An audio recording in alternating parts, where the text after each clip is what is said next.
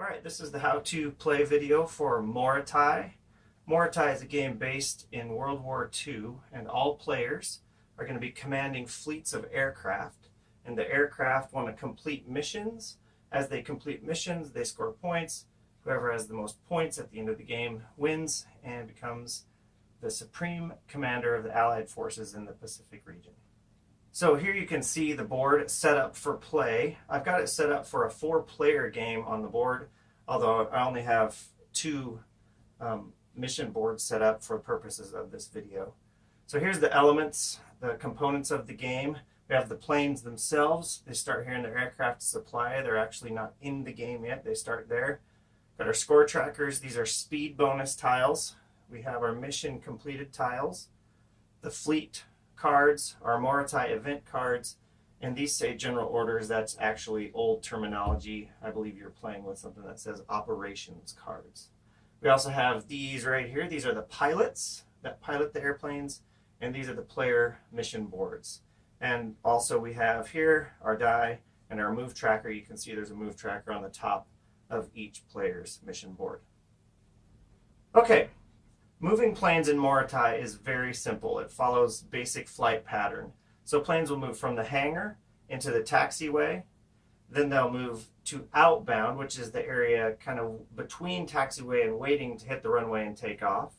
They'll hit the runway, they'll take off, and at this point they leave the communal part of the game board and they move to the personal player part, the on-mission board, where they'll enter here, they'll descend all the way around. When they enter risk level 1, they can come back to the communal part, to the incoming section of the board, hit the runway again, go back to the taxi, and return to the hangar. Once they've done that, they've completed a mission. And that's basically how you move around the board. Every move just costs 1 per turn. Okay, you can tell by looking at the board that the planes have different shapes.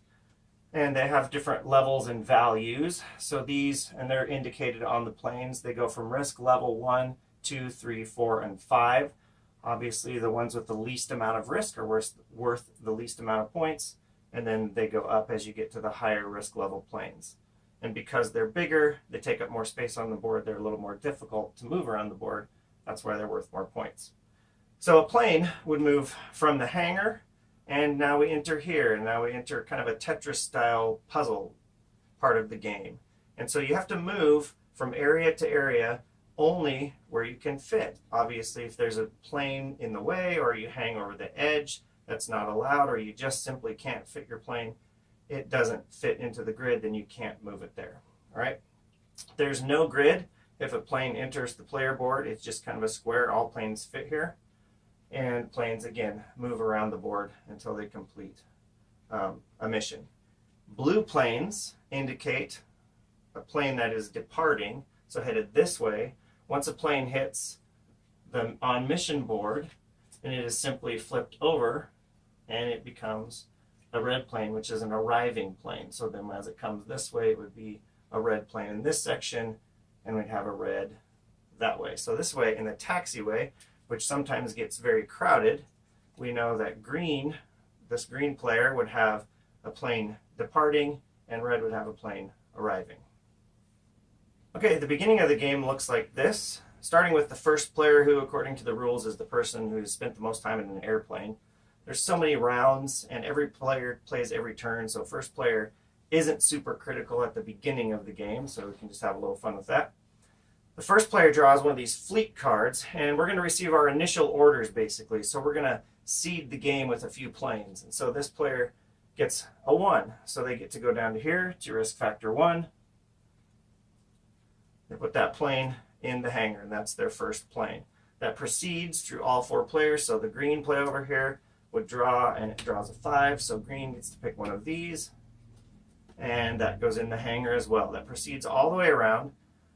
Until it comes back to red. Red will draw, and let's say he gets a 4. So the 4 goes now in outbound. So the order of play for a 4-player game would be first plane hangar, second plane outbound, third plane hangar. So we'll seed the deck that way, and then once the planes are all on the board, then we can continue with play. Once all the players have taken their turns, you're done with the fleet cards, so you can just remove those from the board They're only used at the beginning of the game. Okay, after the players have received their initial orders and placed their original planes, they'll get 6 of these operation cards. They're going to look at the planes that they already have and decide which of these operation bonuses they want to try to complete for the game. There's different levels, and they're worth different amount of points. Obviously, the higher planes, the harder it is, so on and so forth, the more points your bonus is worth. So they select those, put 3 of them here, and discard the other 3. They're no longer used. Once these are selected, you can't be changed. These are your operations for the game. Okay, once the operation cards are chosen, it's time to start playing the game. So the first player receives the little move tracker here. We'll simply roll a custom die. The die only has 3, 4, 4, 4, 5, 5 on the side. So this is a 4. So they would put the move tracker to 4. And then it's red's turn. So red can make a legal move. Red could move from here to here, come out of the hangar. Red could move from here, hit the runway, move to their board.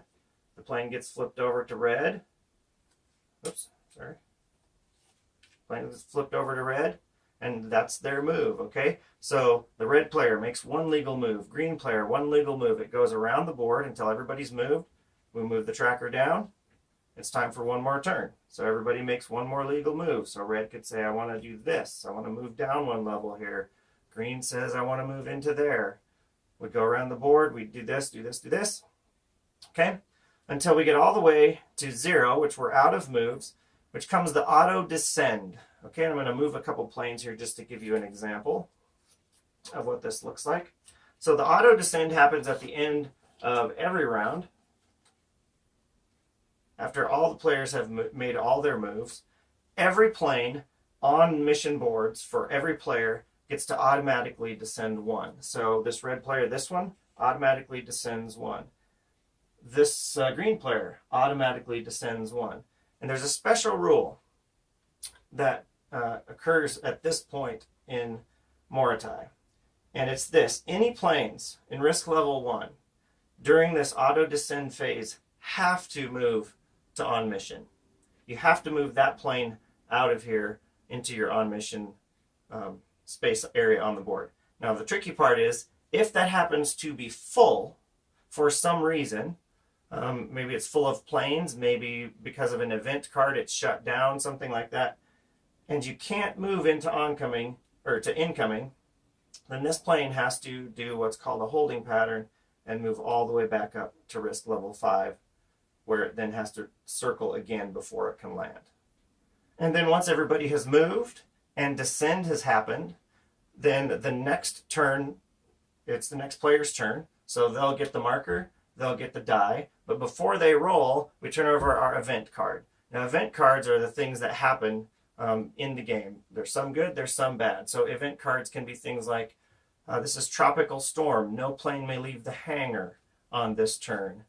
This is new orders, so you add 1 new plane in the hangar. So if that card comes up, every player in turn order, so in this case green would be first, would go, add new 1 plane in the hangar. So they would pick any plane from the aircraft supply and say, that's my plane in the hangar. So it goes all the way around, so all 4 players do that.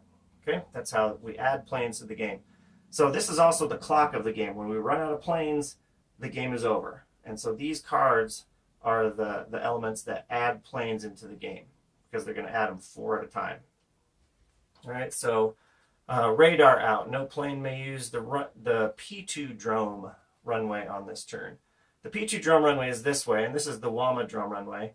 Just in case you care, Morotai is actually an island in the Pacific battle during World War II, and this was the names of their runways on the island. So I just went ahead and used them for the game. Scramble would be add 1 new plane in the outbound area. Grounded, all planes in the taxiway proceed directly to the hangar. So this is a clearing mechanism, clears all those planes that might be bottled up in the taxi out of there. And so that's how you play. The order goes, you draw a card, you roll the die, you set the move tracker, everybody moves, the move tracker goes down. When it gets to here, all planes on mission descend, including the auto move into incoming, and then it's the next player's turn, and we just keep going. Okay, so let me give you an example of scoring. So let's say this player for the red team hits the runway, he scores on his turn, he hits taxi, comes into the hangar, okay? So he would turn his plane over to blue, gets rid of it. The pilot comes back to his barracks, but he collects 7 mission points for scoring that plane, for completing that mission. He also gets, this is the first risk level 4 plane, so he gets a 4-point bonus, a speed bonus for that. These go down in value, so he would get 4 more points for that. And he takes a fighter completed mission token. Now what he does with this is he looks at his cards and he says, I have a fighter on here, and so I'm going to play this tile on this operations card. And as missions are completed and tiles are played, as soon as all the tiles match the planes on the card, then you would score those bonus points immediately. You don't hang on to them to the end. All right? So that's how scoring takes place as we move throughout the game. All right, so I've gone ahead and fast forwarded in the game here a little bit. Let's assume the game's been played for a while. A couple strategic tips that you'd want to know about. Obviously, the taxi space is the key to the whole game, because that's the only place on the board where planes are leaving and arriving in the same space. So a strategic tip is don't ever find yourself without a space on the taxiway, because if in the unlikely event that you find that you can't move, then you simply lose your turn and it goes on to the next player. Okay, so you just don't have an opportunity to score any points. So keep an eye on the taxiway, and it's always a good idea to maintain a fleet of planes that are both leaving and arriving. If you've got all your eggs in one basket and the card comes up and shuts down this runway, you're kind of in trouble. So you got to keep things balanced. Another strategic tip is throughout the game, because of cards or other events, there will be planes left in the hangar. So let's say it's green's turn and they just don't want to use this plane anymore. They can pick up this plane and just say, I want to take this plane out instead. And lucky for them, green could go, this is my move, I'm going to fit right into there. Okay, so those are a couple of strategic tips about how to play. So that's it. Again, you score as you come around, get your bonuses, your operation bonuses, your speed bonuses, keep track of that. When all the planes have moved from aircraft supply into the hangar or into the game, then that is the last move, because an event card will trigger that, and then whatever number is rolled on the die, those are the last moves to be made, and once those moves are over, the game is over, and the player with the most points then wins the game. So, thanks for watching.